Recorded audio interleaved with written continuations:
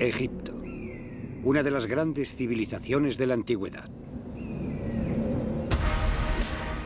2 siglos de egiptología, de exploraciones y excavaciones, han desvelado secretos increíbles y han revelado descubrimientos fabulosos. Ahora, con la ayuda de las técnicas más avanzadas y de las investigaciones más recientes, estos descubrimientos se examinan de nuevo.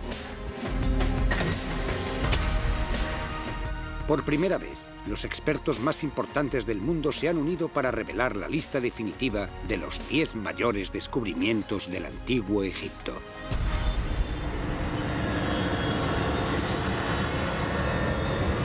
Los 10 mayores descubrimientos de Egipto.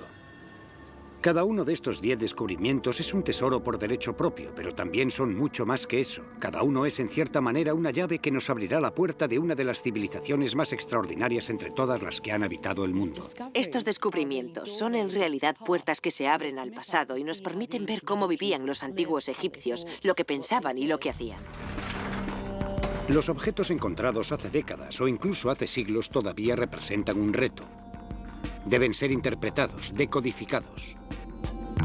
¿Cómo los mensajes secretos convirtieron esta tumba en una máquina para resucitar? Las escenas por sí mismas y las palabras inscritas en las paredes de estas tumbas son como códigos de programación o como un manual de instrucciones. ¿Qué había detrás de la ola de violencia que arrasó las tumbas más hermosas de Egipto? Con seguridad era crimen organizado, grupos de hombres organizados y bien estructurados. Construían a una escala que no sería igualada durante miles de años. ¿Cómo lo hacían? Nadie está completamente seguro de cómo la gente, con herramientas muy simples y con mucho sudor, se las arregló para construir un monumento tan impresionante. A lo largo de 30 siglos, su cultura sobrevivió a invasiones constantes y duró más que todos sus rivales. Los egipcios tenían un gran sentido de la cultura, una historia tan larga que de verdad cambiaron más ellos a los invasores que los invasores a ellos. Crearon una superpotencia que dominó durante más tiempo que cualquier otra a lo largo de la historia. Ahora, la ciencia, la tecnología y las últimas investigaciones revelarán la vida y el pensamiento de los egipcios. El doctor Zahi Hawass es el arqueólogo de más prestigio de Egipto y es el guardián de todas las antigüedades egipcias. Nos guiará a través de los mayores descubrimientos egipcios mientras trabaja con un equipo de expertos científicos y viaja de un lado a otro del país. Vamos a llevaros a correr una aventura que no olvidaréis en la vida. El primer descubrimiento revela la ingeniosa muestra de tecnología que permitió que Egipto se convirtiera en una de las más grandes civilizaciones antiguas. Este descubrimiento fue un milagro. Nos muestra las habilidades de los egipcios. Hay que destacar que ese avance tecnológico se encuentra dentro de un barco. El barco del faraón Keops. Hace más de 4.500 años, el faraón Keops ordenó construir la Gran Pirámide. Lo que enterró debajo de ella es, a su manera, tan impresionante como la misma pirámide. Lo más sorprendente de este descubrimiento es cómo los egipcios de hace 4.600 años construyeron este barco increíble. El barco de Keops es el artefacto más extraordinario del mundo. Tiene la altura de 13 pisos y se levanta sobre un extremo. Está compuesto de 1.200 piezas y se aguanta con unos pequeños trozos de madera y algo parecido a una costura. El yacimiento de Giza se había excavado muchas veces. Pero este hallazgo fue fruto de la casualidad. El descubrimiento se debió a un accidente. Muchos de los grandes descubrimientos suelen estar acompañados por la suerte. Era 1952. El arqueólogo Kamal el-Malak estaba supervisando la limpieza de una zona que estaba junto a la Gran Pirámide. Aquí, al sur de la pirámide, estaba completamente cubierto de piedras y escombros, y empezaron a limpiarlos. Mientras estaban limpiando, encontraron esas grandes losas de piedra caliza que estaban colocadas con cuidado. Curioso, el-Malak hizo un agujero en una de ellas. Cuando ese hombre miró dentro, me dijo: pude oler la historia. Descubrió 41 grandes bloques que pesaban entre 17 y 20 toneladas. Cubrían un foso de más de 30 metros de longitud. Pero fue el contenido del foso lo que entusiasmó a los egiptólogos. Había un enorme montón de madera y cuerda y remos que delataban de qué se trataba. ¿Por qué iba a enterrar Keops un barco en el desierto junto a su pirámide? La respuesta nos explica cómo los egipcios veían a la muerte y lo que el faraón creía que le pasaría. La pirámide guardaría sus restos mortales, pero su alma se iría, se transformaría. Keops era rey y dios, así que al morir se haría uno con el dios Sol. Al ascender a los cielos, el faraón se haría uno con el dios del sol, Ra. Unificados harían el viaje diario del sol a través de los cielos. Los llevarían, según creían los egipcios, en un gran barco. La idea de hacer eso tenía sentido para los egipcios, porque ellos veían el camino del barco no volando por el cielo, sino más bien viajando por los ríos que rodeaban todo su mundo. Según la manera de pensar de los egipcios, este barco tenía un objetivo claro y práctico. Se usaría en la otra vida. Keops era rey y dios. Así que al morir no necesitaría el barco solamente para viajar de un lado a otro visitando a la gente, sino que eso era mucho más importante, se uniría al dios Sol. El barco de Keops llevaría a su dueño a través de los cielos. Tenía un papel religioso fundamental y es un signo de otra cosa. El hecho de que los barcos y el agua eran el centro de la vida en Egipto. El barco de Keops es un gran testimonio de la importancia del Nilo para los habitantes del antiguo Egipto. Los barcos eran un sinónimo del Nilo y el Nilo era Egipto. Los egipcios dependían del Nilo porque les proporcionaba comida, agua, riego, pero sobre todo dependían del Nilo para moverse de un lugar a otro. El Nilo unía el norte y el sur de Egipto. Los egipcios comerciaban con el mundo exterior por el Nilo. Era la riqueza que el río traía lo que hizo que su civilización creciera. El Nilo fue lo más importante para que los egipcios construyeran esta civilización, y por eso se dice que con los egipcios el Nilo construyó el antiguo Egipto. Los tesoros, oro y joyas, llegaban desde Nubia, en el lejano sur.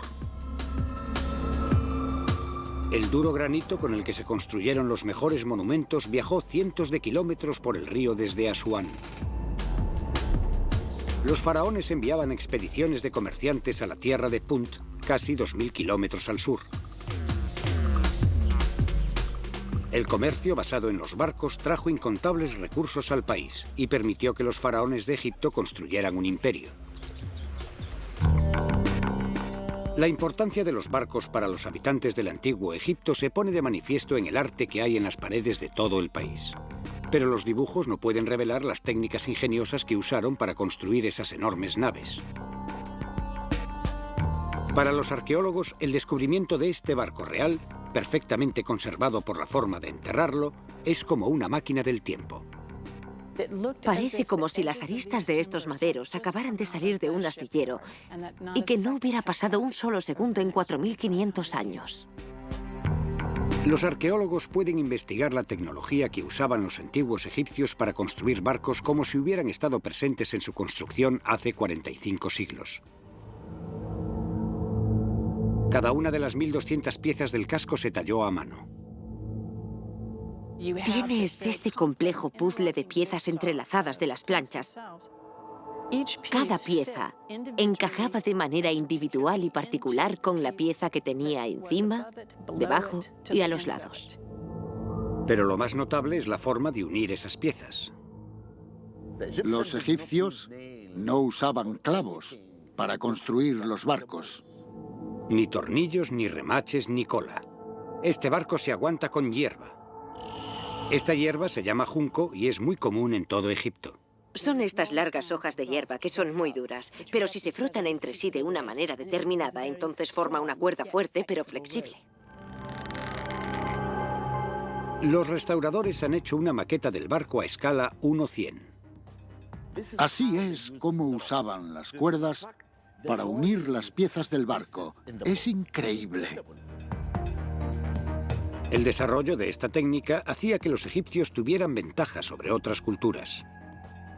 En el tiempo en que se construyó el barco de Keops, en la mayoría de sitios de los que tenemos noticias, solo sabían construir canoas vaciando troncos.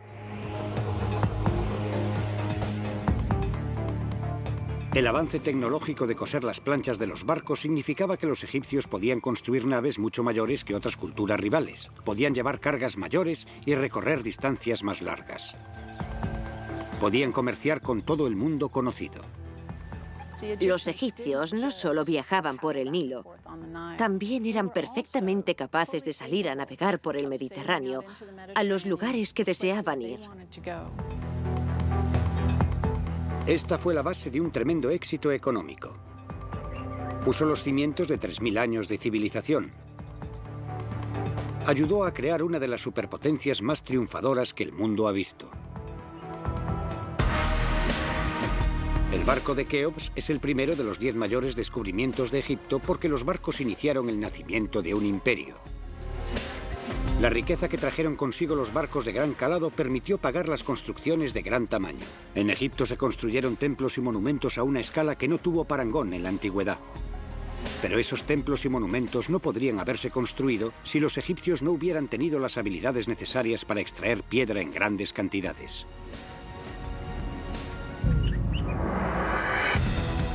Sin piedra no habría habido estatuas o monumentos. Mucho de lo que hoy conocemos de los egipcios lo sabemos porque lo dejaron grabado en la piedra. A continuación, un equipo de científicos intentará descifrar los secretos de los maestros de obra del antiguo Egipto. Con un nuevo experimento, intentarán utilizar el poder que construyó una nación y dejó un legado extraordinario.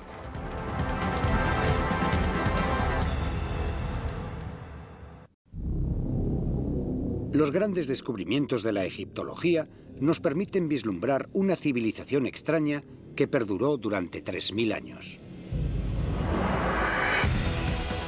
Su legado es una serie de construcciones tan grandes y tan perfectas que provocan asombro, incluso en nuestros días.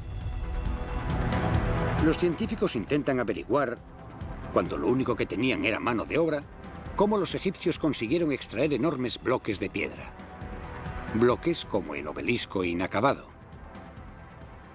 Lo construyeron in situ, como una forma de enseñarnos cómo los egipcios cortaron el obelisco.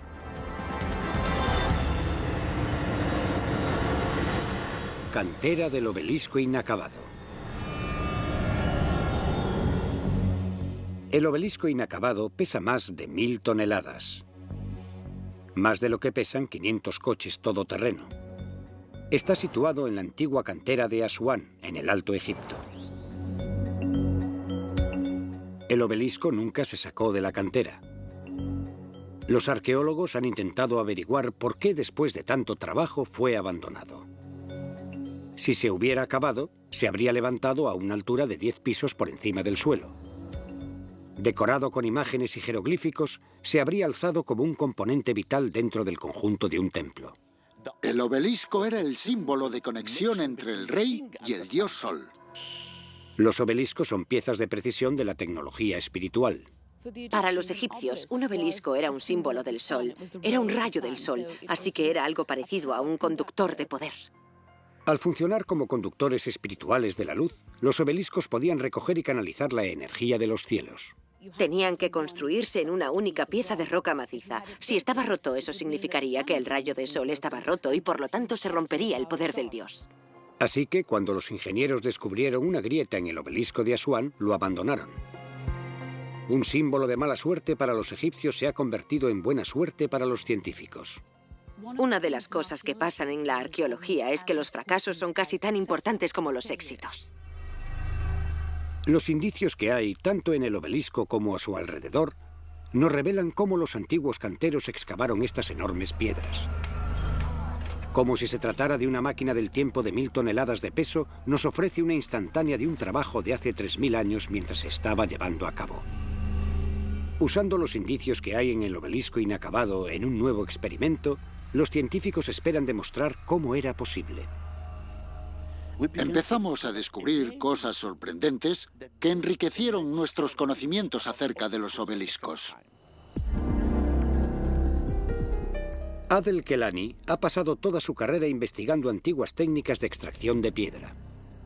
Este es un buen ejemplo de grieta natural en las capas de granito, algo muy importante que hay que buscar antes de empezar a trabajar. El granito tiene líneas de falla que ocurren de manera natural en las que la piedra es más débil. Si las identificaban y actuaban sobre ellas, los antiguos ingenieros podían empezar el proceso de separar la piedra de la cantera.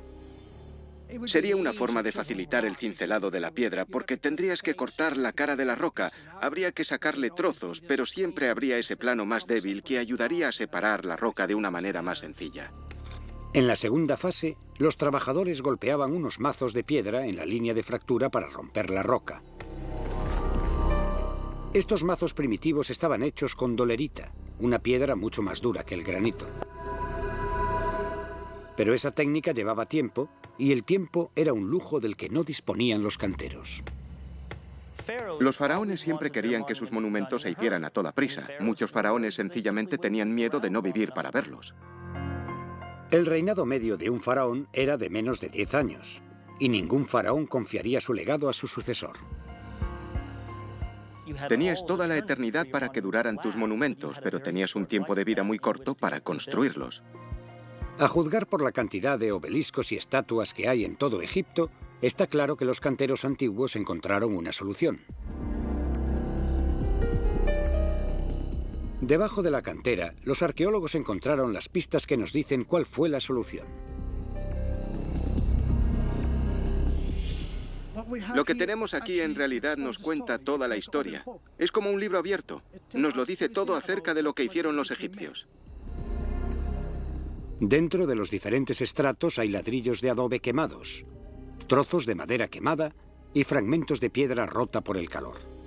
A partir de todo esto, Adel cree que ha averiguado cómo los ingenieros egipcios aceleraban el proceso de extracción de la piedra. Los egipcios utilizaban el fuego para que les ayudara a romper la piedra. El calor del fuego haría que la piedra se expandiera y enfriarla haría que la piedra se contrajera. Este proceso debilita la piedra e incluso puede llegar a partirla. En teoría, si los egipcios eran capaces de controlar esto, podían partir grandes trozos de granito. Pero Adel no ha comprobado esta teoría hasta ahora. Estoy ansioso por ver el resultado porque es un nuevo descubrimiento. Exactamente como lo hacían los antiguos ingenieros, Adel escoge una línea de falla en la roca.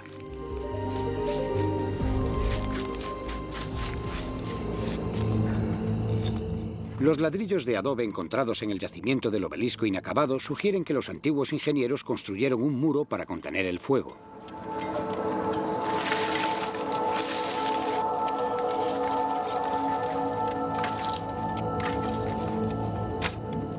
El fuego eleva la temperatura de la roca hasta los 800 grados.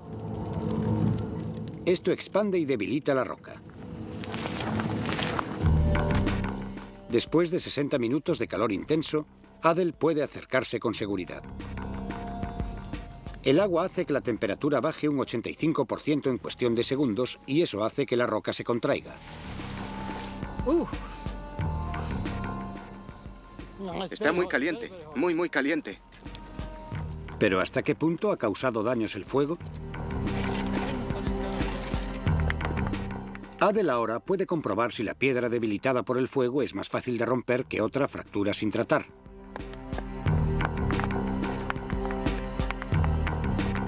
Después de media hora ordena que paren. Sin fuego, los trabajadores que trabajan sobre la roca de control apenas han causado daños en la línea de falla. Pero en el caso de la fractura quemada, la grieta se está rompiendo. Ahora es posible ver cómo el fuego ha afectado a las capas de granito. Funciona rápidamente, mucho más de lo que esperábamos. Esto explica cómo los antiguos egipcios podían hacer muchos obeliscos en un corto espacio de tiempo. Así pues, es probable que la forma de extraer tanta piedra en tan poco tiempo fuera con la ayuda del fuego. Uno de los principales misterios de las técnicas del antiguo Egipto se ha resuelto mediante lo que se ha llevado hoy a cabo. El obelisco inacabado nos dio las pistas y luego la arqueología experimental demostró que la teoría podía funcionar. Explica cómo los egipcios podían extraer piedra a una escala que era casi sobrehumana. Descubrimos exactamente cómo cortaron el obelisco. Estos grandes monumentos todavía tienen el poder de inspirar admiración. Fueron construidos hace miles de años sin nada que se pareciera a nuestra tecnología moderna y estamos empezando a entender cómo lo hacían. Pero el tercer descubrimiento nos lleva más allá de la tecnología, hasta los maestros constructores de Egipto. Los hombres que crearon uno de los monumentos famosos más característicos de la historia.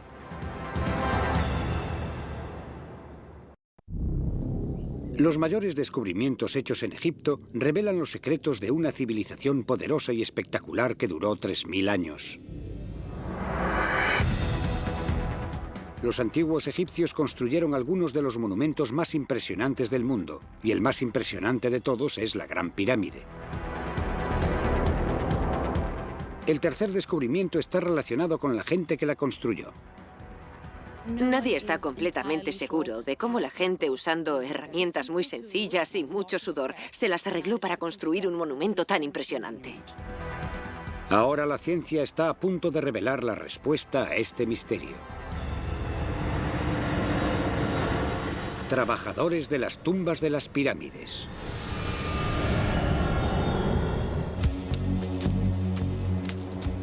Hasta hace poco, se tenía la idea de que Egipto era un país en el que los faraones y los nobles estaban al mando de enormes ejércitos de esclavos. Pero los nuevos descubrimientos cambian esa idea. Revelan una jerarquía social sofisticada y un programa de asistencia a los trabajadores que equivaldría a los trabajadores, sindicalistas, jefes y presidentes de las empresas de hoy.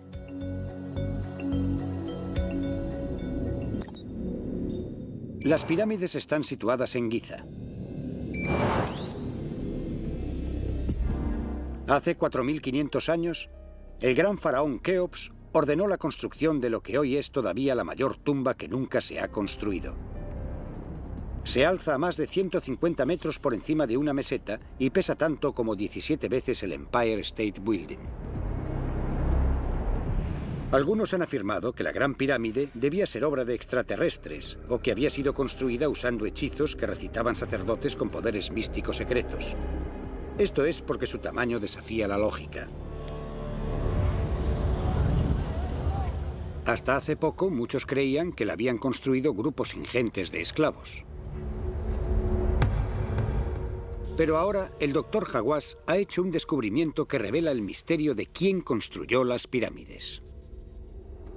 Pude escribir la historia de los constructores de las pirámides a partir del descubrimiento de sus propias tumbas.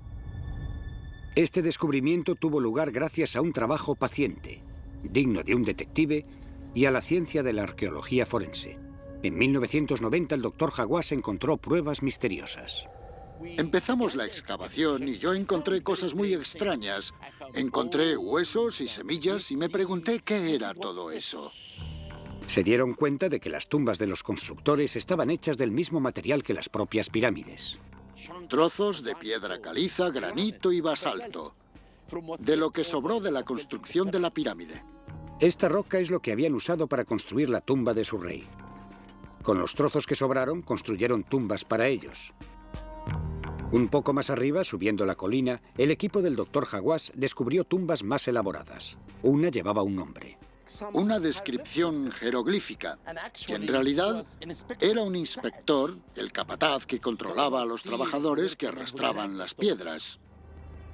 Así que los trabajadores estaban claramente organizados en una jerarquía. El capataz estaba enterrado en un terreno más elevado que los trabajadores corrientes, cosa que era un reflejo de un estatus superior. Las pruebas encontradas en las tumbas sugieren que los trabajadores tenían roles definidos y responsabilidades diferenciadas. Era como un equipo de trabajadores de la construcción de hoy. Esta es otra tumba única que encontré. Esta tumba perteneció a un hombre llamado Nefertis. Ahora podemos ver su nombre, Nefertis. Pero lo que realmente es único, en mi opinión, es... mirad las escenas. Nunca antes lo había visto. Están fabricando cerveza y también haciendo pan. Y por eso pienso que Nefertis podría haber sido el encargado de la panadería. Las estatuillas halladas en Giza están en el Museo de El Cairo. Esas estatuillas muestran los diferentes roles de los ciudadanos que incluían la elaboración de pan y de vino. Otros relieves pintados muestran a los escribas que llevaban las cuentas y los libros de los comerciantes. Una vez más, esto apunta a la existencia de una mano de obra organizada en líneas familiares como una comunidad industrial moderna. Y parece que estaban bien valorados y que cuidaban bien de ellos. Las pruebas revelan que había un programa de asistencia médica. Descubrimos que muchos trabajadores sufrían accidentes con piedras que caían sobre sus manos o sus piernas. Su trabajo consistía en mover piedras pesadas. Todos los esqueletos de hombres y mujeres muestran que se ejercía fuerza sobre la espalda. Aún así, las pruebas forenses muestran que el nivel de cuidados médicos que recibían era sorprendentemente sofisticado. Janet Monge es una antropóloga física especializada en el estudio de huesos antiguos. Vemos que la diáfasis muestra claramente que en algún momento, mucho antes de la muerte del sujeto, hubo una fractura del hueso. Los huesos están muy bien unidos uno a otro, así que posiblemente fueron inmovilizados durante algún tiempo. Y desde el punto de vista moderno, diríamos que los huesos de estos individuos presentan unos procesos de curación muy buenos. Se hizo un buen trabajo. Está claro que estos trabajadores estaban muy bien valorados por sus superiores. Ser un trabajador era un privilegio poco común. Te pagaban bien, cuidaban de tu salud y en realidad era un chollo de trabajo.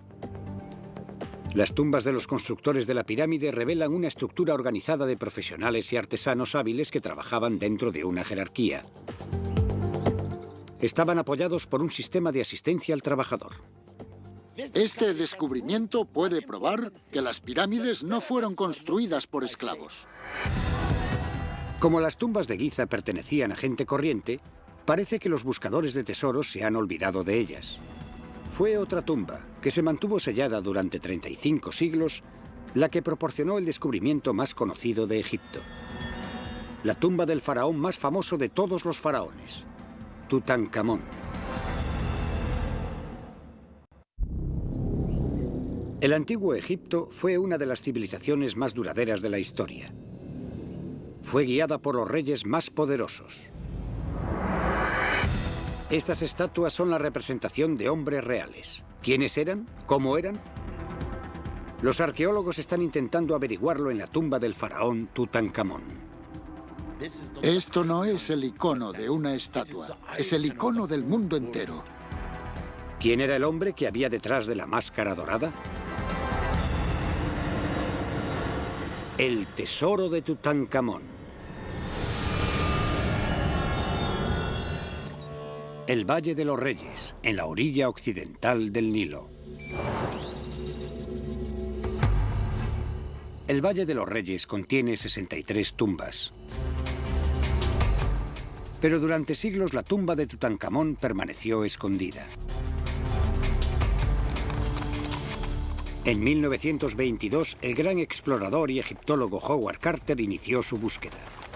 Howard Carter se pasó 5 años, 5 temporadas, intentando encontrar la tumba, hasta que un día por la mañana, cuando los trabajadores empezaron a limpiar por los alrededores, encontraron 15 escalones que conducían a la entrada de la tumba. La tumba estaba a 10 metros de profundidad dentro de la roca caliza del valle. El final del pasillo estaba bloqueado. Carter hizo un agujero. Y en esta habitación pudo ver cosas maravillosas. La tumba contenía no solo el cuerpo del faraón, sino también más de 3000 tesoros enterrados con él. Desde entonces la tumba ha sido como un imán para los egiptólogos que han examinado y analizado la momia y sus tesoros. Y ahora los arqueólogos pueden profundizar más que nunca. Pueden ver al rey niño como nunca se le ha visto antes. Los arqueólogos usan la ciencia médica moderna para estudiar este cuerpo de 3500 años.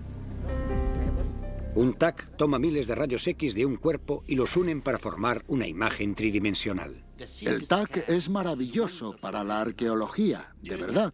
En realidad permite verlo todo. Se puede ver cómo murió este rey cuando murió. Se puede ver todo.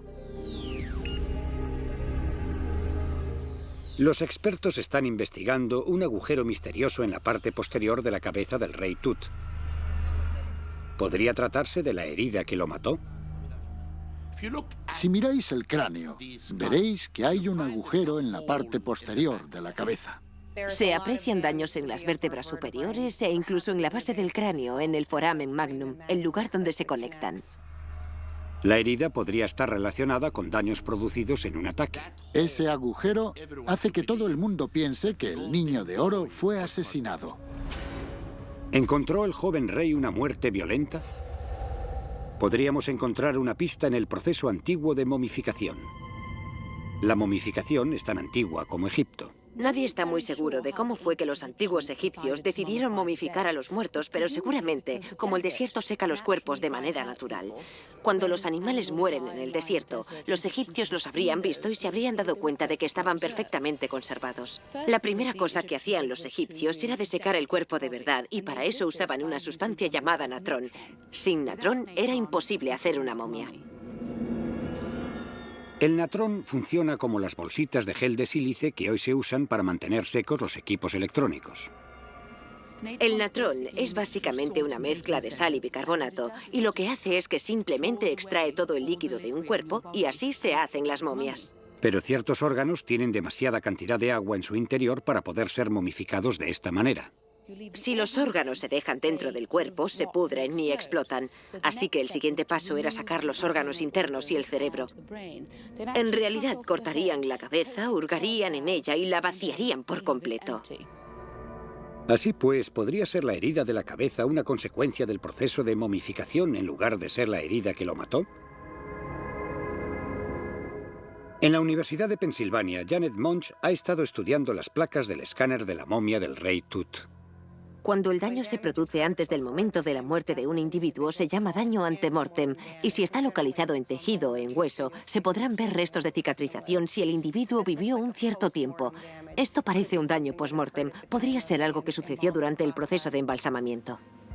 El agujero en el cráneo del rey Tut es parecido al tipo de agujero practicado durante el proceso de momificación. No tiene nada que ver con un asesinato ni nada parecido. No demuestra que hubiese violencia. Cómo murió el rey sigue siendo un misterio. Pero la ciencia puede ayudar a mostrar cómo vivía para que podamos meternos en la cabeza y en la vida de un regente de Egipto. Parece que el faraón no tenía un aspecto tan real como sugiere su máscara funeraria. Tiene una bonita barbilla cuadrada. A excepción de eso, su cara es bastante esbelta y delgada.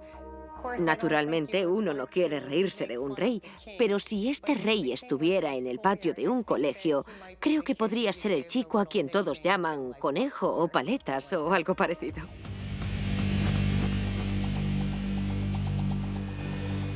El TAC muestra claramente que el niño rey tenía dientes de conejo, cosa que no mostraba su famosa máscara. El tesoro con el que enterraron al niño rey nos proporciona todavía más información. De la tumba de Tutankamón se han sacado más riquezas que de todos los descubrimientos de Egipto juntos. Esta famosa máscara estaba enterrada con 6 carros completos y una cantidad de oro valorada en millones de euros. Pero lo que hace que este enterramiento sea único es el hecho de que se encontró absolutamente intacto. Más allá de toda la confusión provocada por el hecho de encontrar toda esa cantidad de oro que pesa cientos de kilos, además, tenemos todo el equipamiento completo de la tumba de un faraón egipcio. Los artefactos encontrados pueden, en cierta manera, revelar la personalidad del faraón. Estaban diseñados para cumplir las mismas funciones para las que habrían sido usados en vida. Es sorprendente para nosotros que gastaran tanta energía en la creación de algo como estas tapas de jarrón hechas de alabastro. Son obras de arte perfectas, exquisitas, pero se suponía que nadie iba a verlas nunca. Se enterraron en la tumba del rey, fuera de la vista de todos, para siempre. El tipo de artefactos encontrados y el cuidado con el que se manufacturaron nos permite deducir cómo vivía Tutankamón. Los egipcios creían que el más allá se parecía mucho a esta vida, aunque era mejor, así que tenías que llevarte contigo todo lo necesario. Los objetos que Tutankamón quería en su tumba, para el más allá, eran los que había disfrutado durante su vida. Sabemos que le gustaba un juego de yeso en particular llamado Senté, porque fue enterrado con varios juegos, desde un tablero grande de Senté con su caja muy formal, hasta una versión pequeña que tiene este tamaño de viaje hecha de marfil. Tutankamón era el soberano supremo de una superpotencia. Estos artefactos nos recuerdan su juventud y quizás nos permiten adivinar su carácter. Mientras que el descubrimiento de Carter mostraba al mundo el faraón, la ciencia nos muestra el hombre. Nuevas investigaciones en los artefactos de la tumba y en la momia de Tut podrán revelar más detalles acerca del hombre real que había tras la máscara. Pero en el antiguo Egipto, como hoy, la mayoría de la población no formaba parte de la realeza. Eran hombres y mujeres corrientes, trabajadores, que formaban el corazón de la nación. A través del próximo descubrimiento, los egiptólogos pueden averiguar algo sobre esa gente corriente, los ciudadanos del antiguo Egipto.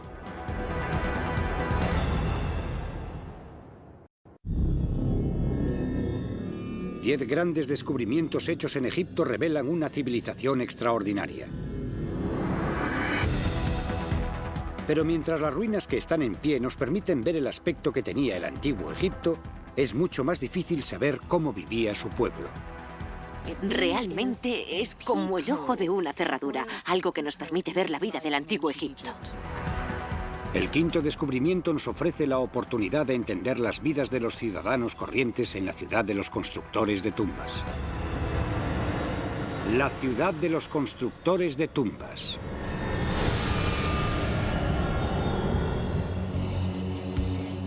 La ciudad de Deir el-Medina nos permite intuir de forma curiosa la vida cotidiana del antiguo Egipto. Estaba situada en la orilla occidental del Nilo. Los restos de una ciudad egipcia sin contaminar hacen que sea un hallazgo muy poco común y valioso. Deir el-Medina sigue bastante intacta, tal como la dejaron sus habitantes, así que constituye realmente una buena fuente de recursos para los arqueólogos a la hora de reconstruir la vida de los antiguos egipcios. Perdura porque fue construida en piedra. La mayoría de las ciudades del antiguo Egipto se construyeron con ladrillos de adobe en la llanura que se inundaba con las crecidas del Nilo y desaparecieron. Lo más espectacular y lo mejor de Deir el-Medina es que ha perdurado. Era el hogar de 280 personas y se construyó en un sitio poco habitual. Estaba en lo alto, en el desierto, a 1 hora de camino desde el Valle de los Reyes. Este hecho lleva a los arqueólogos a pensar que se construyó con el propósito de alojar a la gente que trabajaba en el valle. Se encargaban de construir, de la construcción y también de la decoración de las tumbas de los reyes en el valle. Parece que las familias vivían en sus propias casas de una sola planta. Esto es, en realidad, la puerta principal de una casa. Creo de verdad que este hombre era uno de los capataces y debía de ser una persona muy influyente. Los artesanos, orfebres y constructores de tumbas tenían un estatus alto en una tierra donde la mayoría de la población trabajaba duro muchas horas cultivando la tierra. Los trabajadores tenían un trabajo que era algo así como un chollo. Parece que de media trabajaban 2 de cada 3 días. Recibían pescado y vino en ocasiones especiales. Probablemente les gustaba su trabajo. Además de construir las tumbas de los faraones, los ciudadanos de Deir el-Medina construyeron las suyas. Y al examinar las muestras de arte que hay en sus paredes, los arqueólogos pueden empezar a reconstruir las vidas de quienes vivieron allí. En realidad, podemos aprender mucho de la vida cotidiana de las tumbas de Deir el-Medina. El arte nos muestra una comunidad próspera, con individuos prósperos y triunfadores. Pero las pinturas de las paredes revelan cómo los habitantes querían que les vieran, no cómo eran en realidad. Cuando miras las tumbas, cuando ves los monumentos, muestran una imagen ideal, con traje de domingo, viviendo una vida perfecta. pero es un ideal. Pero hay más pruebas que nos proporcionan pistas sobre la vida privada de los ciudadanos. Suceden cosas de todo tipo, cosas de las que no necesariamente querían que otros se enteraran. Las pistas están en todas partes. Todas las paredes de piedra alrededor de la ciudad son de piedra caliza, así que cualquier trozo de montaña que salga con un ángulo plano como este es una potencial superficie para escribir. Y ese potencial fue explotado por completo por los residentes de Deir el-Medina. Para los antiguos egipcios podemos comparar esto con una nota post-it. Podían usarlo solo con agacharse y recoger un trozo de piedra del suelo. Ahí está, material para escribir. Estos fragmentos, conocidos con el nombre griego de ostraca, se usaban para documentar tanto registros oficiales como notas privadas. El hecho de que los ostracas se usaran para enviar mensajes a los amigos proporciona a los expertos documentos únicos, antes desconocidos en los registros arqueológicos. Podemos ver cómo los egipcios esencialmente se desmelenaban. Los ostracas revelan cómo pasaban su tiempo de ocio. Les gustaba beber. Obviamente les gustaba fornicar y les encantaba cotillear. A partir de estos estratos, se puede reconstruir la vida de hace 3000 años, cómo vivían, y podemos saber casi todo a partir de las inscripciones en la piedra. Los hallazgos de Deir el-Medina revelan que la vida de sus residentes no era tan diferente de la nuestra. Por primera vez, este descubrimiento no nos habla de reyes y reinas, como hasta ahora, sino de la gente corriente y de su vida cotidiana. Pero ellos vivieron sus vidas entre las tumbas de los muertos. Los egipcios eran gente muy espiritual. Creían que los muertos seguían influyendo en todos los aspectos de la vida en Egipto, desde el más allá. Para mostrarnos el sexto de los 10 mayores descubrimientos de Egipto, el Dr. Hawass abrirá de nuevo una tumba que ha estado cerrada al público durante décadas. Descubrirá lo que los egipcios creían que era un superordenador mágico que medía casi 300 metros.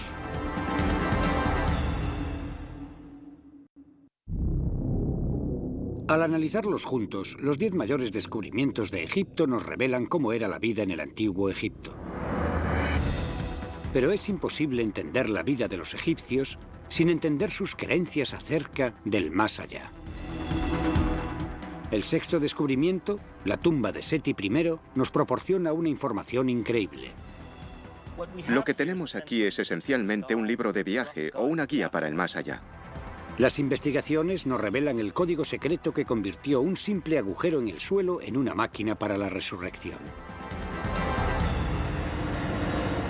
La tumba del faraón Seti I.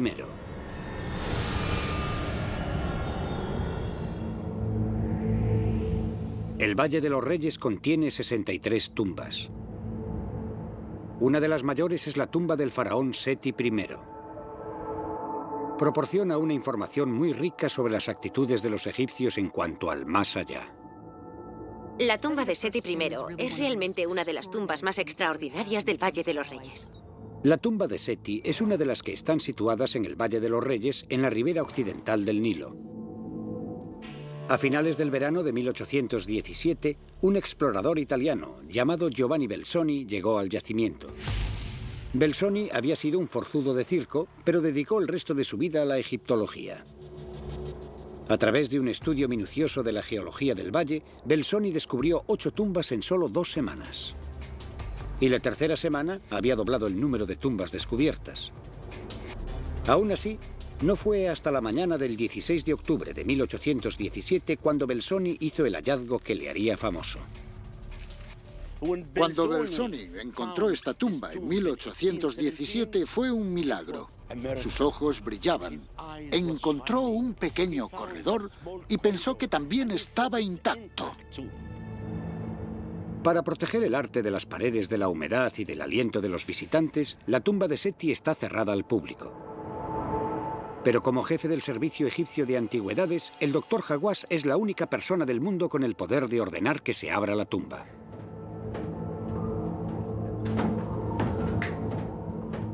Voy a llevarles por un gran motivo, para mostrar al público que esta es la tumba más sorprendente.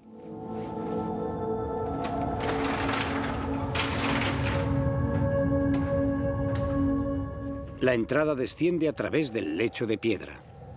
La tumba está cortada en la piedra, a más de 100 metros de profundidad. Contiene una de las muestras artísticas más espectaculares del antiguo Egipto. Todas las superficies están pintadas. Lo que te deja sin respiración es no solo la belleza de las formas, sino también los colores vivos que usaban. Una de las escenas más hermosas muestra la relación entre Seti I y la diosa Nut. Pero lo sorprendente en todas las escenas es que se puede ver que ella le abraza para mostrarle su apoyo y su bendición para que él pase al más allá. Los arqueólogos están analizando las ilustraciones para entender mejor lo que los egipcios creían que le sucedería al faraón en el más allá. Esta es una de las pocas tumbas en el Valle de los Reyes que nos dice cómo convertirá al rey en Dios. La base de todo esto es la creencia de los egipcios de que de día el dios del sol, Ra, conducía el sol a través del cielo, dando así vida a la tierra. Pero de noche viajaba al infierno para luchar con los demonios que amenazaban la tierra de Egipto. Este ciclo era de vital importancia para los antiguos egipcios.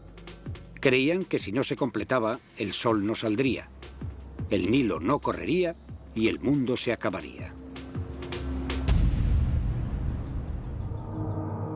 Después de muerto, Seti tendría que unirse al sol en esta lucha. El rey se unirá al ciclo solar durante las horas que pase atravesando el infierno, y es de vital importancia que forme parte de ese ciclo porque esa sería su función en el más allá. Seti tenía que asegurarse de levantarse de entre los muertos para poder cumplir con su deber y con su destino. Las ilustraciones que encargó para su tumba eran un hechizo mágico para facilitar su resurrección. Los hechizos mágicos son como manuales de instrucciones o como programas de ordenador. Funcionan, consiguen su objetivo. Esto era un arte. Era lógico y funcional, como líneas de código programadas en una máquina. La tumba es una máquina para la resurrección. Funciona. En realidad consigue su objetivo. Las escenas en sí y las palabras inscritas en las paredes de estas tumbas son como un código de programación o como un manual de instrucciones. Las instrucciones codificadas revelan cómo los egipcios consideraban el misticismo y la magia. Eran algo real. Una vez que crees en la magia, una varita mágica no es muy diferente de un martillo. Es una herramienta, funciona y ayuda a conseguir un objetivo. Ahora estamos en el final de la tumba. Las imágenes que hay en estas paredes representan el paraíso. El dios Osiris reinaba en el paraíso. Las ilustraciones muestran claramente a Seti encontrando al dios y uniéndose a él. ¿Cómo podía Seti estar con Osiris en el paraíso exactamente al mismo tiempo en que estaba en el infierno luchando con los demonios? Para los egipcios, hacer dos cosas a la vez no representaba un problema. Los antiguos egipcios eran muy listos en cuanto al más allá y creían en la multitarea. La filosofía religiosa egipcia permitía que sus dioses y faraones estuvieran en muchos lugares al mismo tiempo. Bien, tendremos que entender el punto de vista racional, el punto de vista lógico. Es una construcción de la mentalidad occidental que viene de la antigua Grecia. Los antiguos egipcios, en lugar de ver las cosas como contradictorias, las veían como dos caras de la misma moneda. La tumba de Seti es un indicio de la manera que tenían los antiguos egipcios de ver el mundo, tan diferente de la de hoy. Tenían muchas creencias que a nosotros pueden parecernos extrañas, como los faraones que se convierten en dioses y las almas que están en dos sitios a la vez. Y que los objetos y las imágenes tenían poderes reales y prácticos de carácter mágico. Veneraban a sus dioses en algunos de los templos mayores de la historia. El séptimo descubrimiento revela que el antiguo Egipto estaba construido a una escala aún mayor de lo que habíamos pensado y que sus monumentos más impresionantes pueden estar todavía enterrados.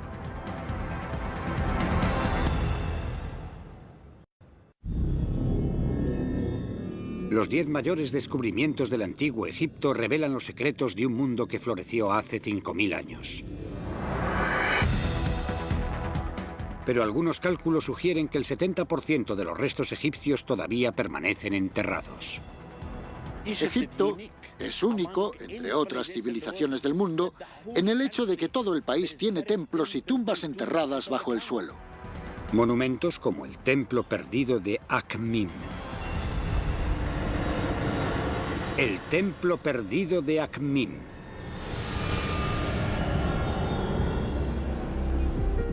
Algunas teorías sostienen que los antiguos egipcios construyeron muchos más monumentos de gran tamaño de los que se pensaba anteriormente.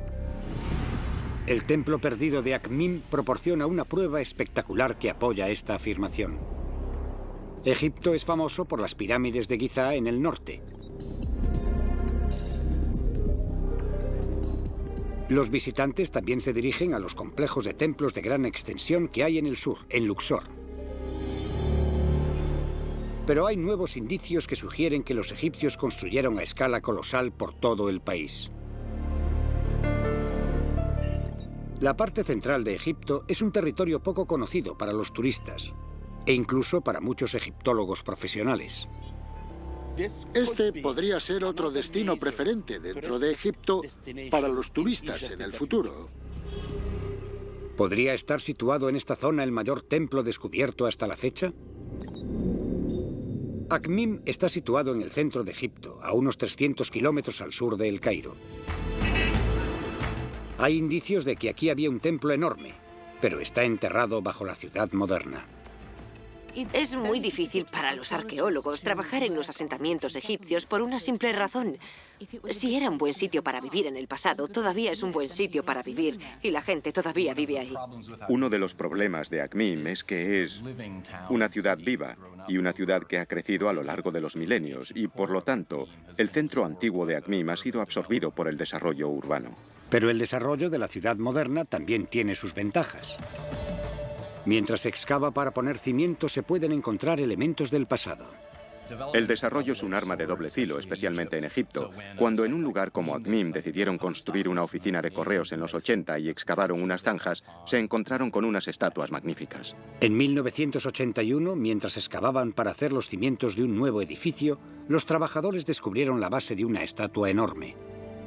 La estatua era de Ramsés el Grande, uno de los faraones más poderosos de Egipto. Esta estatua podría haber superado los 60 metros de altura. Era enorme. A solo 60 metros de distancia se descubrió otra estatua enorme. Estamos ante los pies de la mayor, de la más completa y hermosa estatua de una dama que nunca se hiciera en el antiguo Egipto. La estatua representa a la mujer de Ramsés, Meritamen. Muchos creen que ella fue la reina que encontró a Moisés entre los juncos y lo crió como a un hijo. El tamaño de las dos estatuas nos permite deducir el tamaño del templo. Pero si existen otras ruinas de ese templo, están enterradas bajo la ciudad moderna.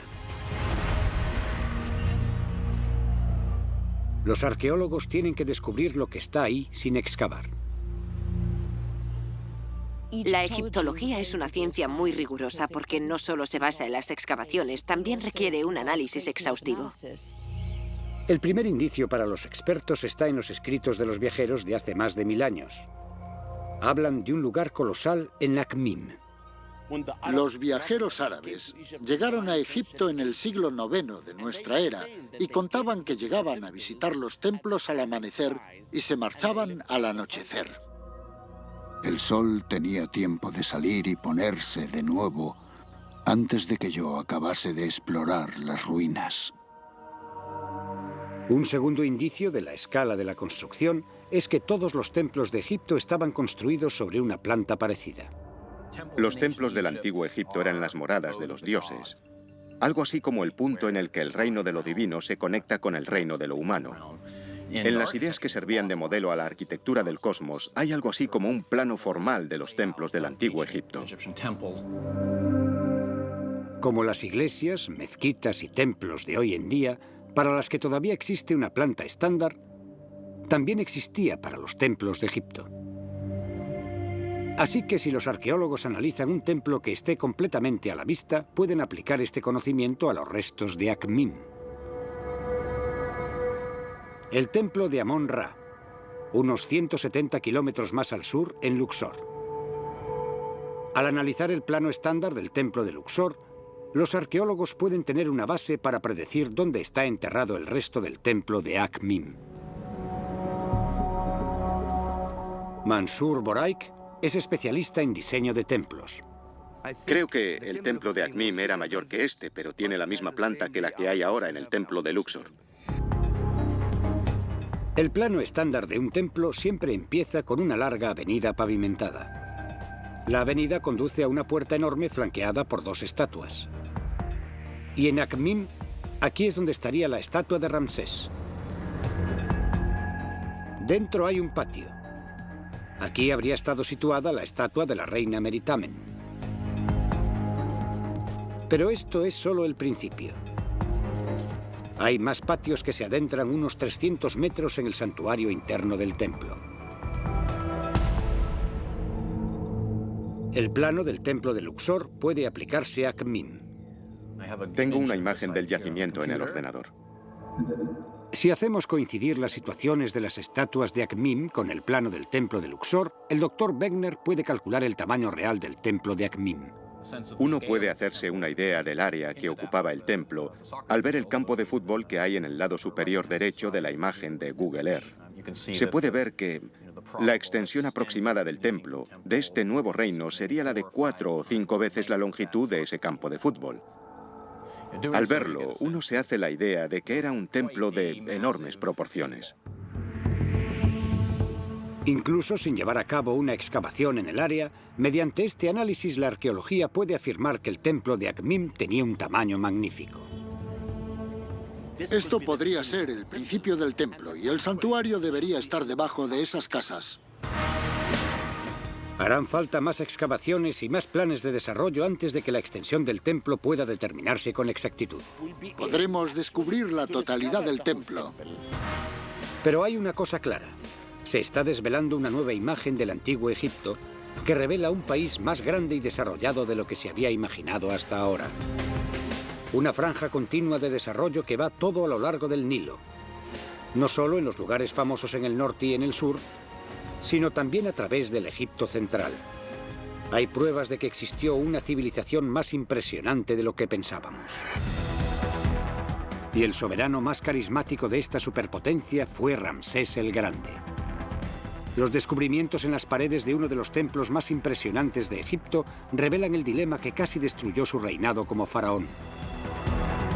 El octavo descubrimiento, el templo de Abu Simbel, nos contará esa historia.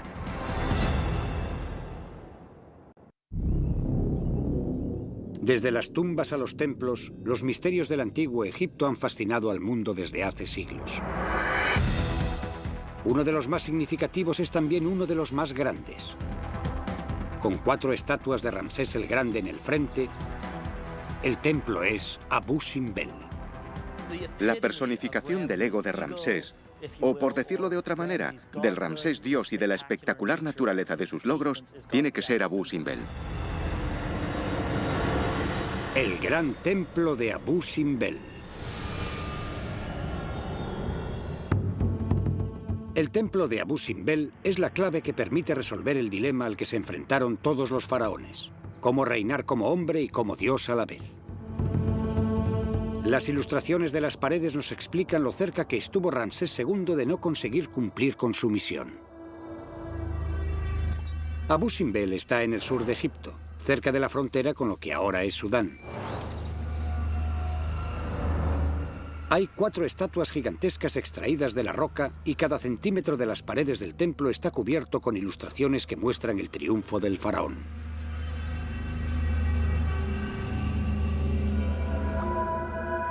En 1871, cuando el aventurero y egiptólogo Giovanni Belzoni llegó a este lugar, el templo estaba cubierto de arena.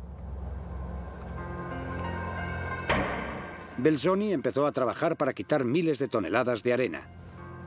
Pero cada cubo de arena que quitaba era reemplazado por más arena que caía por la duna. Cuando ya estaba a punto de rendirse, descubrió una solución simple para un problema que parecía imposible de resolver. Al mojar la arena, ésta se mantendría en su lugar. El plan fue un éxito. Después de 4 años de lucha, finalmente encontró la entrada del templo y se convirtió en el primer hombre que entró en él desde hacía siglos. El templo de Abu Simbel era un monumento al constructor más grande de Egipto, el guerrero y faraón Ramsés II. Ramsés II era uno de los reyes famosos. En la historia del antiguo Egipto reinó durante más de 67 años y convirtió las tierras de Egipto en un museo abierto que albergaba sus logros. Pero el análisis de las ilustraciones de las paredes y de las estatuas revela el doble papel de un faraón de Egipto. La primera función es la de ser el defensor de la nación. Es el guerrero campeón, el héroe solitario que defiende Egipto de todos los enemigos. Su segundo papel tiene que ver con la religión. El papel de faraón en el plano religioso no es solo como jefe, devoto o intermediario entre los hombres y los dioses, sino que el rey tiene un pie en el mundo divino y otro pie en el mundo humano. La autoridad y el poder del faraón dependían de su capacidad de cumplir con ambos papeles.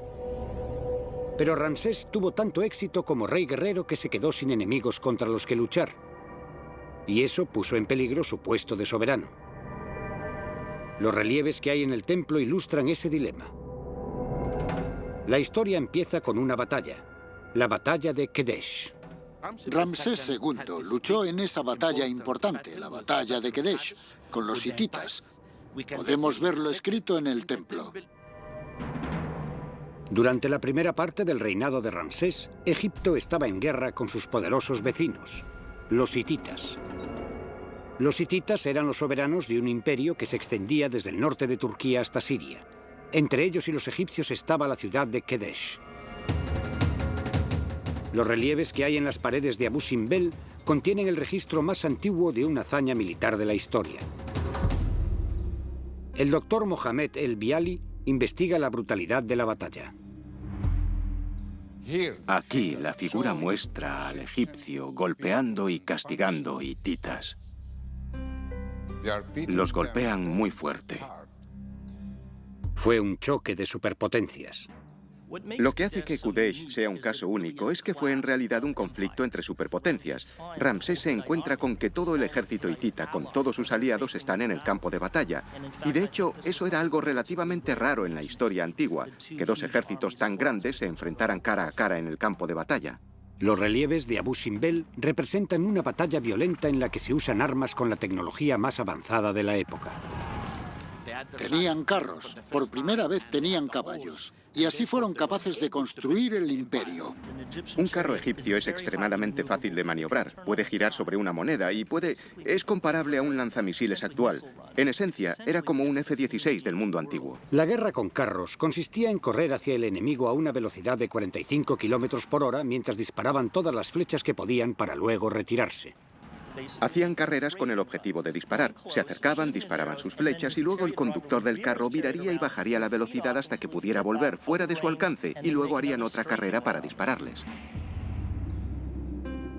Ramsés mantuvo a raya a los hititas y defendió su país con éxito. En el 21º año de su reinado hizo un acuerdo de paz con el imperio hitita. Como ya no tenía más batallas que librar, Ramsés no podía cumplir con el papel de guerrero de un faraón. ¿Qué haces cuando se te han acabado los enemigos? Así que ahora Ramsés tenía un problema político. Abu Simbel nos revela la solución de Ramsés. Y la forma que tuvo de resolverlo fue pasar al extremo opuesto y enfatizar su papel religioso. Ahora que ya no puede demostrar que es un guerrero, porque no queda nadie contra quien luchar, puede decir, soy un dios viviente. Ramsés declaró su divinidad. En ese momento, Ramsés pone ambos pies en el mundo divino y se convierte en un dios viviente a jornada completa, todos los días del año.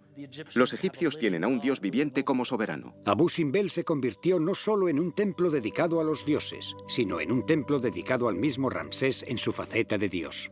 Ramsés II construyó este templo para sí mismo, para rendirse culto a sí mismo. Aquí hemos llegado al santuario, el lugar más sagrado dentro de un lugar sagrado. donde Ramsés II se convirtió en dios y fue colocado entre los otros dioses. Y tenemos su estatua en el santuario, junto a las estatuas de los 3 dioses más importantes de Egipto. Y él es uno de ellos, igual a ellos. Este fue un golpe maestro en el sentido político. Ser un dios viviente era la tapadera perfecta para un hombre frágil y viejo. Y no sabemos nada de sus facultades mentales. Todavía podía ver, se había quedado ciego, sencillamente no lo sabemos. El templo de Abu Simbel revela las 2 obligaciones más importantes del puesto de faraón: la defensa de Egipto y la comunión con los dioses. Nos muestra cómo Ramsés resolvió el problema que le supuso haber tenido demasiado éxito en el primer papel, el de defensor, al convertirse en un dios viviente. El penúltimo descubrimiento entre los 10 mayores sigue con la historia de los grandes faraones en los años posteriores a su muerte. Es un relato turbulento en el que se entrelazan el crimen organizado, robos, asesinatos y terrorismo de Estado, y que desvela el misterio de las momias reales desaparecidas.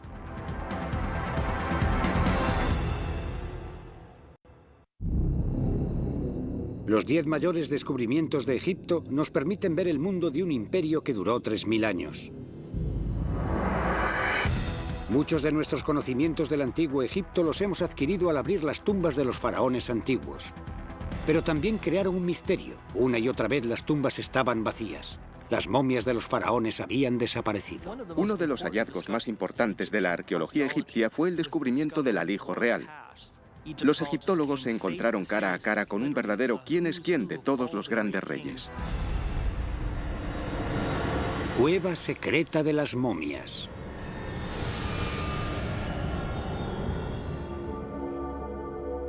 El descubrimiento del alijo, o escondite de las momias reales que habían desaparecido, permite intuir el estado político de Egipto en el apogeo de su poder. Una historia de crimen organizado y terrorismo de Estado que casi destruyó una nación. Las pruebas se encuentran en la ribera occidental del Nilo.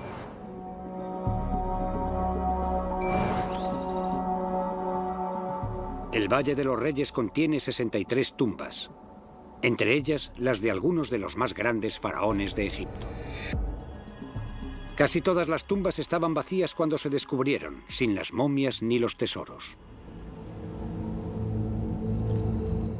Pero a unos 5 kilómetros escasos del Valle de los Reyes hay otro cañón.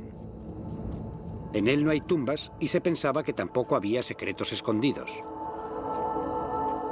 Hasta que en 1890 un pastor estaba buscando una cabra perdida en los acantilados. En una grieta, en medio de una pared de roca, encontró la entrada a una cueva. Y cuando entró en el hueco, vio un pasillo de quizá más de 60 metros excavado en la roca. Dentro estaban los restos de más de 50 enterramientos diferentes, y entre ellos estaban las momias de algunos de los más grandes faraones de todos los tiempos. Para resolver el acertijo de por qué estaban ahí esas momias, los arqueólogos tuvieron que mirar al estado político y social del Egipto de hace 3000 años. La sequía y las luchas internas entre bandos políticos rivales llevaban al país a un estado de anarquía. Todos estos problemas ecológicos, políticos, las invasiones extranjeras, básicamente era un caso en el que todos los sistemas se colapsaban. Cuando un sistema gubernamental complejo se enfrenta a múltiples amenazas, a múltiples problemas con los que podría enfrentarse uno a uno, pero que suceden todos a la vez, el sistema no puede con todos. Todo empieza a derrumbarse y acaba por caer. La sociedad se extinguió. La población se enfrentaba al hambre y a la pobreza. La necesidad de oro llevó a la gente al lugar donde sabían que podrían encontrarlo: las tumbas de los faraones. Por la noche, la gente solía ir y meterse dentro para buscar las momias. Y entraban en las tumbas y lo rompían todo. Estos actos sacrílegos nacieron de la desesperación. Una vez que se ha cruzado la línea que separa la civilización del caos, nada, ni siquiera la creencia en los dioses, el miedo al sacrilegio o el miedo a la condenación eterna te impedirá robar tumbas o profanar templos. Pero este no era el trabajo de criminales ocasionales. Se trataba claramente de crimen organizado. Eran grupos de hombres organizados y bien estructurados, incluso con algún sistema de jerarquía interna entre ellos. El robo de tumbas era algo así como un negocio en auge. Esto creó uno de los primeros ejemplos de crimen organizado de la historia. Literalmente todo el mundo se metió en el negocio de robar tumbas. Todo el mundo está metido en eso, desde oficiales de alto rango que, si no robaban las tumbas ellos mismos, ignoraban lo que pasaba y recibían oro para compensar. Pero algunos sacerdotes del templo de Luxor todavía se veían como guardianes de la religión egipcia, de los templos y de las tumbas de los faraones. Se encargaron de rescatar y esconder las momias. Querían proteger a los reyes. Se llevaron todas las momias y las enterraron aquí. Incluso lejos de todo el mundo. No revelaron el secreto a nadie. El hecho de que los sacerdotes salvaran estas momias permite que los científicos estudien los restos físicos de los soberanos más poderosos de la antigüedad. Si cerramos los ojos y volvemos atrás miles y miles de años, podemos imaginar a este rey vivo. Después de que las momias fueran descubiertas, se las llevaron al Museo Egipcio del Cairo, donde se mantienen en un ambiente estéril. Si entramos en esta habitación ahora, veremos cuerpos muertos y los miraremos. Nos asustaremos y reiremos y lloraremos y sonreiremos, pero para la ciencia, esta es la primera vez que todas estas momias nos hablarán. Pero lo más revelador es lo que no está ahí. Se enterraba a los faraones con tesoros valiosísimos, pero ninguna de estas momias se encontró con nada de valor. Cuando vemos estos ataúdes desmontados, nos damos cuenta de que el oro y las demás joyas y objetos valiosos se han quitado sistemáticamente de algunos de ellos. Esto nos da una prueba de que pudo existir una conspiración de alto nivel. Cuando alguien roba una tumba en mitad de la noche y tiene miedo de que lo vayan a matar, de que lo vayan a arrestar, van a tener mucha prisa, se estarán muriendo de miedo, se llevarán lo que puedan y se irán corriendo. Pero estos cuerpos han sido despojados metódicamente. Esto sugiere que los mismos sacerdotes eran quienes los despojaban. La misma gente que los rescataba fue la que les quitó el oro y los objetos valiosos que todavía tenían con ellos. Aunque los sacerdotes eran a la vez salvadores y ladrones, dejaron a la ciencia un recurso de un valor incalculable. Era como un arma de doble filo, porque por una parte estaban haciendo algo bueno para esconder estas momias en un lugar secreto y protegiéndolas de esta manera, pero también estaban robando a la vez que las escondían. Las investigaciones forenses nos descubren las vidas reales de los grandes faraones. Pero a través de este descubrimiento también podemos obtener una visión de la sociedad del antiguo Egipto. Una sociedad al borde de la anarquía.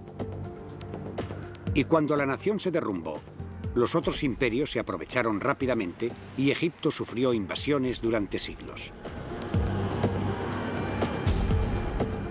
Pero en lugar de ser destruida, la cultura egipcia era tan fuerte que los invasores adoptaron las costumbres y creencias de su nuevo hogar.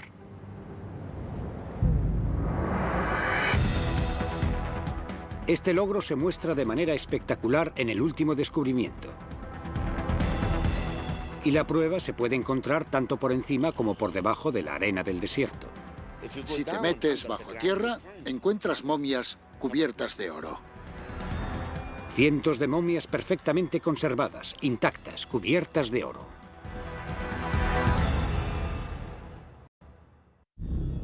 Durante siglos, la antigua civilización de Egipto ha cautivado la imaginación de científicos, arqueólogos y aventureros.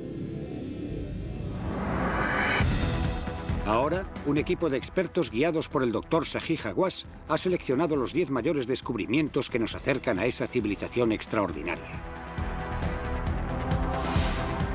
Incluso durante su decadencia, la cultura del antiguo Egipto creó algo que, cuando se descubrió miles de años después, causó admiración. Un campo lleno de momias, todavía intactas. Si miras a tu alrededor, derecha, izquierda, a cualquier sitio, y cavas, encontrarás momias. Valle de las Momias Doradas.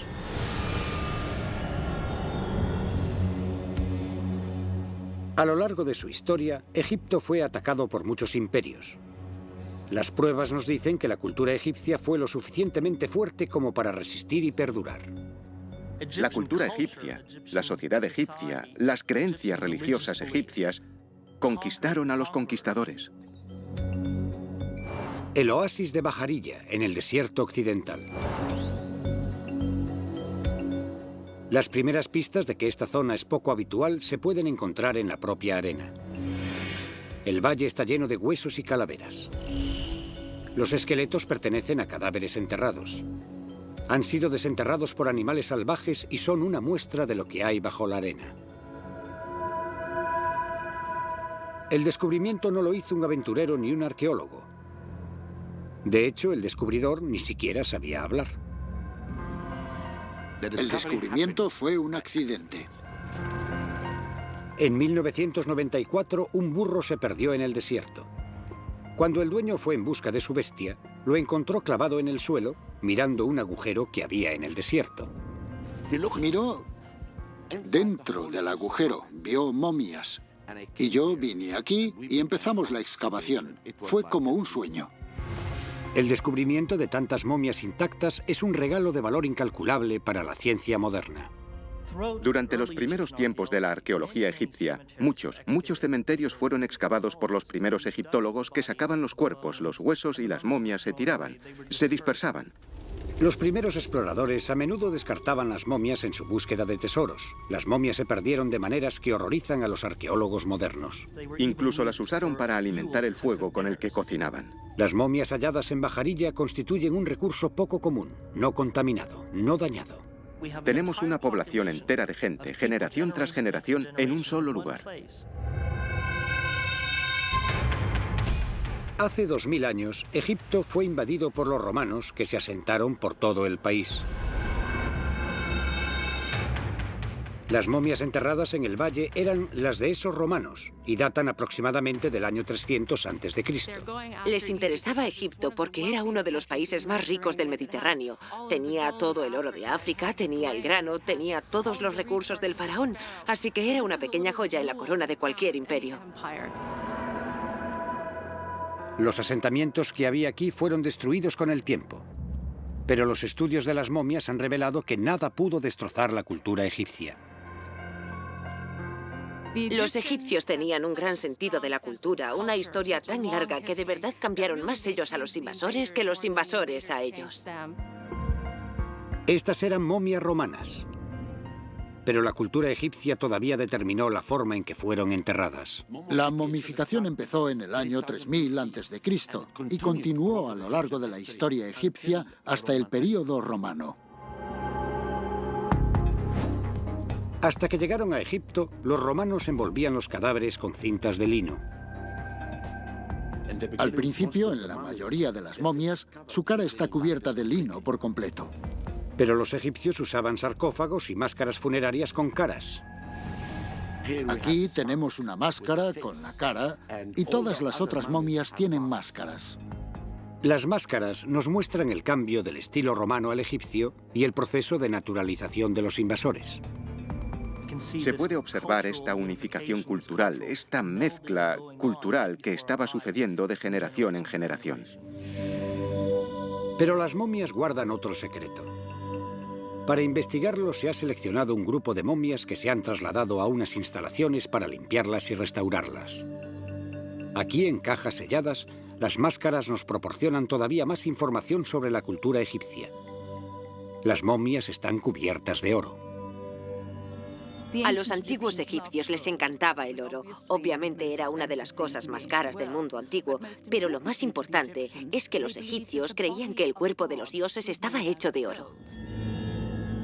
Esto nos permite conocer algunas creencias de los antiguos egipcios en torno a la reencarnación y al más allá.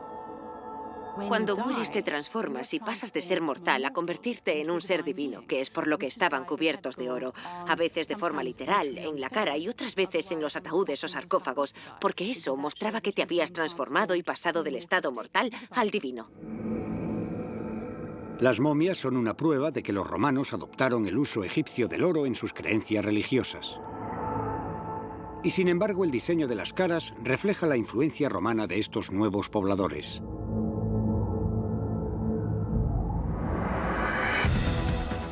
Las momias doradas son una prueba de la fusión de lo faraónico y lo romano en una nueva civilización egipcia. Algo para complacer a los romanos y algo para complacer a los egipcios.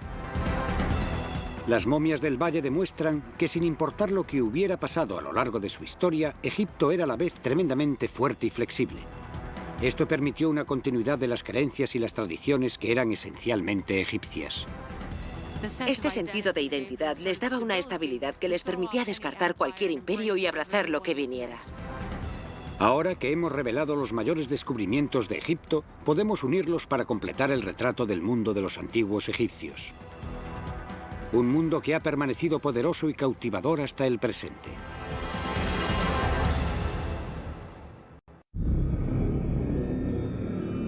Los descubrimientos del antiguo Egipto se han llevado a cabo durante siglos de aventura y de exploración. Desde los primeros aventureros hasta el análisis científico forense, cada descubrimiento ha arrojado una nueva luz sobre una civilización que empezó hace 50 siglos. Los antiguos egipcios eran sencillamente el pueblo más fascinante y divertido del mundo antiguo. Pero la egiptología guarda algo más que fascinación para los académicos y científicos. Tiene una resonancia que afecta al mundo moderno, incluso hoy. El legado del antiguo Egipto sigue vivo, 2000 años después de que la propia civilización se derrumbara. Son el origen de muchas tradiciones culturales que consideramos nuestras, incluso en América o en la Europa actual. Uno de los legados más importantes que dejaron los antiguos egipcios a la vida moderna es la ciencia de la medicina. El primer registro de un médico profesional de la historia se refiere a un hombre llamado Imhotep, que trabajaba en Egipto hace unos 5000 años. Las habilidades quirúrgicas de los egipcios se desarrollaron no para mantener a una persona con vida en este mundo, sino para conservarla para el más allá. Los estudios que se han llevado a cabo sobre los cuerpos momificados de los faraones han revelado la gran habilidad que desarrollaron los egipcios para la disección.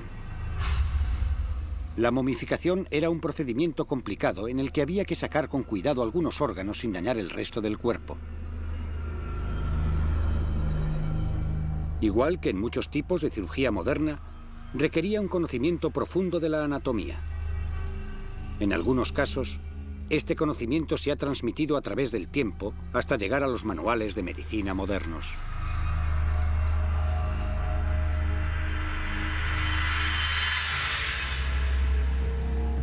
Y la medicina no es la única ciencia que está en deuda con los antiguos egipcios. La ingeniería moderna y las técnicas de construcción dependen del conocimiento desarrollado a lo largo del Valle del Nilo hace más de 4500 años. La Gran Pirámide de Giza está construida con tal precisión que su anchura varía menos de 5 centímetros a lo largo de sus casi 230 metros de longitud. El genio griego Pitágoras es conocido como el padre de los números. Se formó en Egipto. Aquí desarrolló fórmulas algebraicas que proporcionan una gran parte de la base de la ingeniería moderna.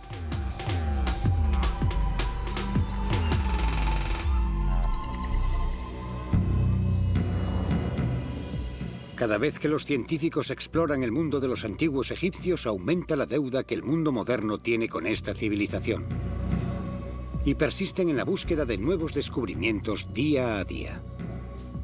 Le corresponde a la gente joven venir por aquí para intentar averiguar si hay algo más descubrimientos de este tipo por hacer. Es una forma apasionante de hacer esa búsqueda. Hay un nuevo camino abierto a la investigación en el Valle de los Reyes. Desde la tumba de Seti I a los tesoros de Tutankamón, el valle ha proporcionado muchos de los descubrimientos más importantes del antiguo Egipto. Pero todavía puede guardar muchos secretos.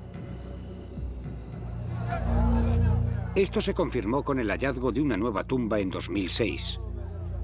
La llamaron KV-63. Muchos científicos creen que todavía hay más tumbas por descubrir en el valle. No se conocen todos los enterramientos de los faraones. Hay muchas oportunidades de descubrir algo. Los registros escritos producen una lista en la que constan más faraones que tumbas descubiertas hasta el momento. Esto es lo emocionante, que hay al menos una validación del concepto. El moderno análisis científico está descubriendo formas de empezar a buscar nuevas tumbas. Los arqueólogos sugieren que los antiguos egipcios buscaban las zonas naturalmente débiles en las fracturas de la roca para que fuera más fácil excavar las tumbas. Una vez encontrada la zona donde se concentraban las tumbas, y al extrapolar el constructor de tumbas podría seguirlo y con un poco de suerte seguiría a lo largo de esa línea como si fuese una línea recta. Richard Parisek está buscando fracturas en el Valle de los Reyes. Esta es una zona con concentración de fracturas. Notaréis que el patrón de las fracturas salta a la vista. Si los antiguos ingenieros excavaron las tumbas a lo largo de las líneas de fractura, entonces hoy las líneas de fractura son un buen sitio para buscar una tumba nueva. Esto proporciona un patrón de búsqueda que podría decir, mira, si vas a buscar, incluye esto como parte de tu técnica de búsqueda. Solo el tiempo dirá si este enfoque proporcionará un descubrimiento tan extraordinario como la tumba del rey Tutankamón. Pero todos los arqueólogos están de acuerdo en una cosa. Hay muchos más descubrimientos por hacer. Las generaciones futuras tendrán una idea diferente en cuanto a los 10 mayores descubrimientos y a su importancia, porque los métodos científicos siguen evolucionando. Mientras los científicos siguen los pasos de los primeros pioneros, como Carter o Belzoni, siguen haciendo nuevos descubrimientos. Nunca se sabe qué. La arena de Egipto podría esconder más secretos. Estos secretos desvelan no solo los misterios de un imperio extraordinario, sino también el poderoso legado que 3000 años de civilización dejaron al mundo moderno.